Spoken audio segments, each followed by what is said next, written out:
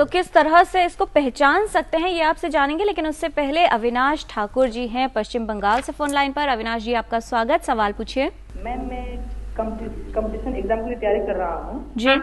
उसके लिए मुझे हर रोज लगातार 8 से 10 घंटा तक पढ़ना पड़ता है। तो इसके लिए क्या मुझे फ्यूचर में शुगर होने का, ब्लड शुगर होने का क्या चांस है? अविनाश जी, आपकी एज कितनी है और क्या आप को डायबिटीज है? डायबिटीज मुझे नहीं है, मेरे फादर को है। ओके, एज कितनी है आपकी? 26 ईयर्स।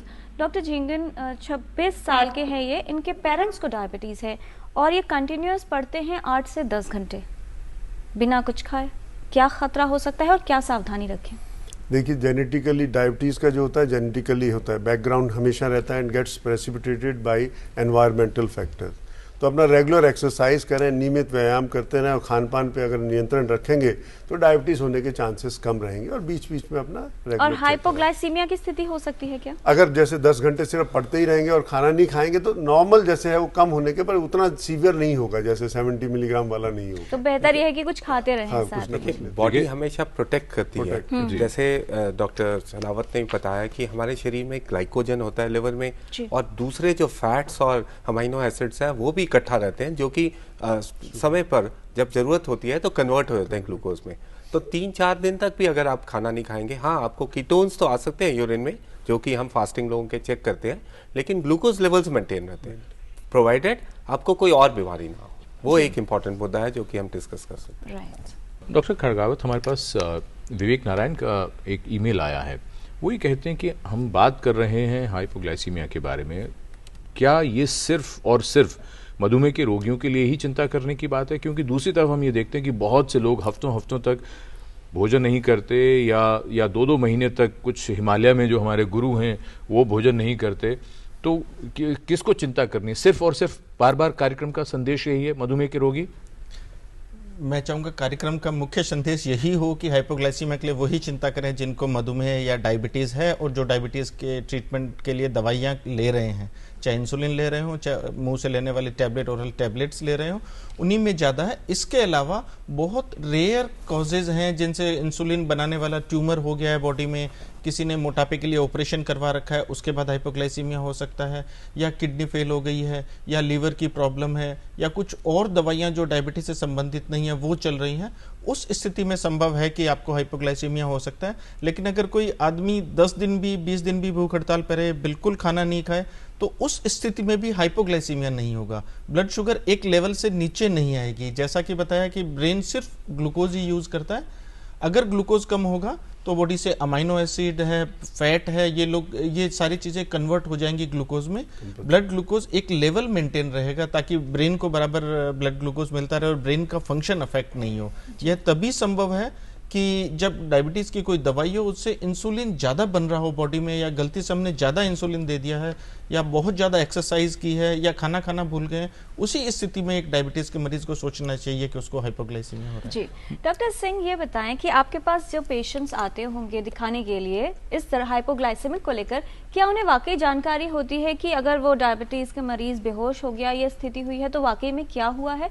या कोई भी व्यक्ति किस तरह से घर पर ये पहचान सकता है कि हाइपोग्लाइसीमिया की तरफ बढ़ रहा है? देखिए, ये बहुत इंपॉर्टेंट प्रश्न है कि हर डॉक्टर का जब भी पहली बारी किसी डायबिटीज़ के पेशेंट से मिलता है या डिटेक्ट करता है, उसको समझाए। इनफैक्ट कई बारी हम लोग तो ये भी कहते हैं कि एक बारी आप एक्सपीरियंस कर लें हाइपोग्लाइसीमिया के सिम्टम्स क्यों हैं, क्योंकि ये हमेशा एक इमरजेंसी होती है।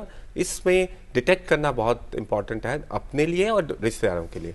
2 तरीके के लक्षण होते हैं इसमें। पहला लक्षण तो जो काउंटर रेगुलेटरी हार्मोन्स आते हैं एंग्जाइटी वाले, जैसे कि एड्रेनलिन, नॉरएड्रेनालिन, ये सब रिलीज होते हैं, ग्लूकागोन रिलीज होता है। इससे इंसान को एंग्जाइटी होती है, पसीने होते हैं, घबराहट होती है। ग्लूकागोन की रिलीज की वजह से भूख लगना शुरू होती है, पेट में गड़गड़ होना शुरू होता है। जैसे बहुत कॉमन है, हम लोग घरों में भी कहते हैं जी मुझे हाइपोग्लाइसीमिया हो रहा है, भूख लग रही है। तो एक भूख लगना एक बहुत इंपॉर्टेंट सिम्टम है। इसके अलावा न्यूरोकॉग्निटिव सिम्टम्स, जैसे कि डॉक्टर झिंगन ने पहले बताया कि ब्रेन में ग्लूकोज के कम होने की वजह से एक डिप्रेशन सा होना, डिजीनेस होना, चक्कर आना, यहाँ तक कि जैसे हम लोगों का एक्सपीरियंस है कि पेशेंट को फालिश भी आ सकता है, खासकर एल्डरलीज को, कि ये this can be a symptom of hypoglycaemia. तो बहुत इंपॉर्टेंट है कि पेशेंट को ये एक्सपीरियंस भी करवाया जाए अंडर सुपरवाइज कंडीशन। ताकि उसको पता चले कि हाइपोग्लाइसीमिया होता क्यों है। जी, एक बात डॉक्टर झिंगन, बहुत से लोगों के बारे में जैसे अभी चर्चा हुई कि दवाई खा ली लेकिन कोई आ गया और उसके बाद खाना देर तक नहीं खाया।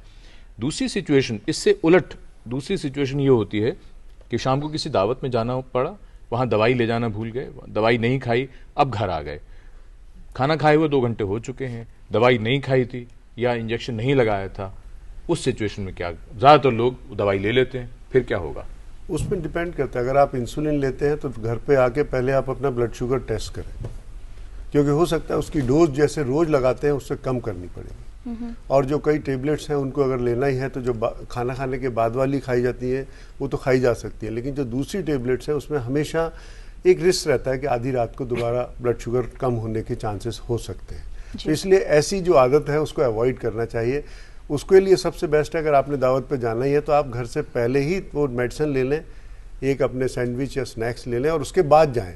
तो उससे क्या होगा कि उतना आपका कवर होता रहेगा और आप पहुंच गए तो अगर लेट भी आए तो वो प्रॉब्लम नहीं होगी। लेकिन इस ऐसी आदत को कि घर वापस आके अगर इंजेक्शन एक्स्ट्रा लगा लूं या दोबारा लगा लूं, तो ये नहीं करना चाहिए। जी डॉक्टर खड़गावत, हाइपोग्लाइसीमिया की हम बात कर रहे हैं, कुछ लक्षण हमने जाने थे, क्या इसमें कोई एक सीक्वेंस होगा कि पहले ये लक्षण आएगा उसके बाद स्थिति बिगड़नी शुरू होगी और जो लक्षण है वो सिवियरिटी की तरफ टर्न होंगे? और अगर इस तरह की सिचुएशन हो रही है, मान लीजिए व्यक्ति घर में है या घर के बाहर है, जो आसपास के लोग हैं किस तरह से इसे कंट्रोल कर सकते हैं?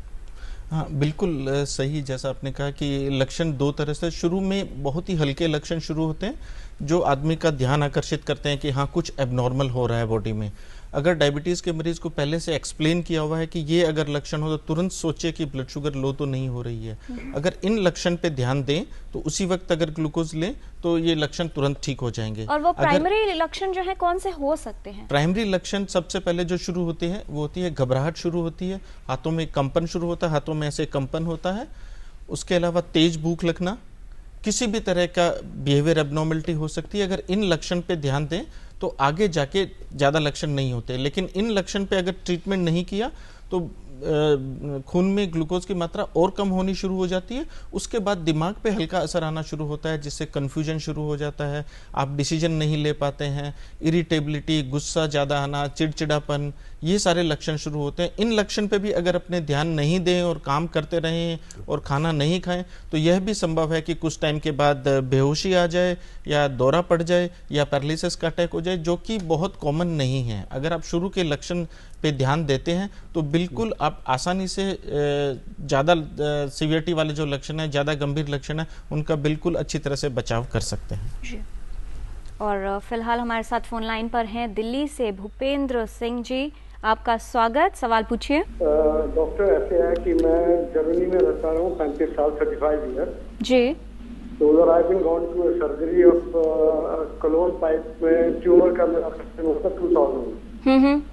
2004 में मेरा लिवर का कैंसर का ऑपरेशन हुआ था लास पाल्मास कैनरी आइलैंड्स इन स्पेन जी। अभी 2010 में मेरा ओपन हार्ट सर्जरी हुई है। ओके। मैंने कुछ ज्यादा बता दिया but I am perfectly alright जी। तो जब कभी गर्मी बहुत दिल्ली में होती है, since 4 years I am living in Delhi, कि गर्मी में मेरे को सारी शिकायत होती है शुगर की जी। आप बहुत मुस्कुरा रही हूँ, मैं देख रहा हूँ सब लोग। तो इसके लिए मैं पूछना चाह रहा था कि इसके क्या क्या प्रिकॉशन मेरे को करनी चाहिए जी। डॉक्टर सेम चीज जैसे कि पहले बताई जा चुकी, एक ये भी मैं बता दूं कि सर्दियों में हम लोग जनरली खाना ज़्यादा खाते हैं, भूख भी ज़्यादा लगती है और खाना भी ज़्यादा खाते हैं, और गर्मियों में होते होते खाना कम हो जाता है और शायद हमारी फिजिकल एक्टिविटी भी बढ़ जाती है, जिसकी वजह से हाइपोग्लाइसीमिया थ्योरेटिकली गर्मियों में ज़्यादा हो सकता है। इनकी काफ़ी सर्जरीज हो चुकी है, इनकी काफ़ी कॉम्प्लिकेटेड केस है, तो मैं तो ये सलाह दूंगा कि अपने फिजिशियन से संपर्क में रहे, ग्लूकोज मॉनिटरिंग करते रहे। आई थिंक एक मैसेज मैं ये भी देना चाहूँगा इस माध्यम के तहत कि ग्लूकोज मॉनिटरिंग आजकल आसान हो गया है, बहुत ही सुविधाजनक हो गया है। ब्लड एक ड्रॉप की ज़रूरत होती है और आम व्यक्ति इसको कर सकता है। अगर आप अपनी डायबिटीज़ की एजुकेशन में अगर इसको शामिल कर लेंगे तो फिर हाइपोग्लाइसीमिया या बहुत ज़्यादा ब्लड शुगर होने के चांसेस कम होते हैं। हम लोग एम्पावर करते हैं पेशेंट्स को, हम सिखाते हैं उनको कि कैसे वो अपनी शुगर को खुद ही मैनेज कर सकते हैं। ओवरऑल डायरेक्शंस दी जाती है और थोड़ी बहुत 2 यूनिट 4 यूनिट इंसुलिन आगे पीछे करना उनके लिए संभव हो गया आज के दिन में because of a proper monitoring. तो मैं उनको यही सलाह दूंगा कि ये मॉनिटरिंग करें और अपने डाइट के हिसाब से अपने शुगर को मॉनिटर करें और इंसुलिन लें। जी।